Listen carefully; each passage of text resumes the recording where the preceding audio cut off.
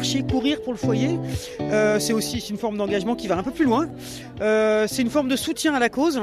C'est aussi une forme de course qui est pieds nus et qui du coup dit quelque chose de la sobriété, du fait qu'on peut continuer à avancer même quand on n'a pas tout ce qu'il nous faut, tout le confort qu'il faut. Et c'est un peu une allégorie de ce que vivent les personnes qu'on accompagne. Elles continuent à avancer. Nous, on les accompagne là-dedans, en tout cas, pour les amener le plus loin possible de là où elles sont. Et voilà, des fois, elles n'ont pas de chaussures, des fois, elles ont des cailloux dans les chaussures. Des fois, voilà, c'est un peu c'est ce que ça symbolise un petit peu, le fait d'organiser cette course.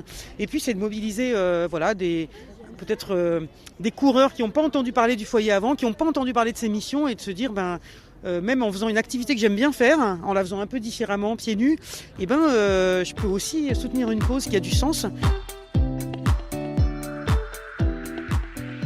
En fait, j'ai souvent donné aux sans-abri et je trouvais que c'était une manière plus active de donner à l'association, même si je vais aussi au bric-à-brac qu'ils organisent.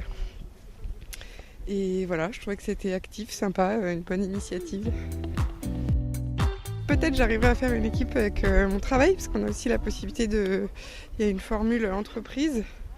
Donc je suis en plein recrutement au boulot. Et sinon, on a fait venir des copains. Et mes parents seront là aussi, ils vont marcher tous les deux. Au-delà de la course, l'argent collecté va nous permettre de mieux accomplir nos missions, d'accueillir des personnes, de les accompagner. C'est vraiment le cœur de ce qu'on fait. Et donc ça va dégager des moyens pour qu'on puisse accomplir nos missions. On a notamment plusieurs projets, des accueils de jour, des choses comme ça qui sont des outils essentiels pour accueillir et accompagner les personnes à la rue.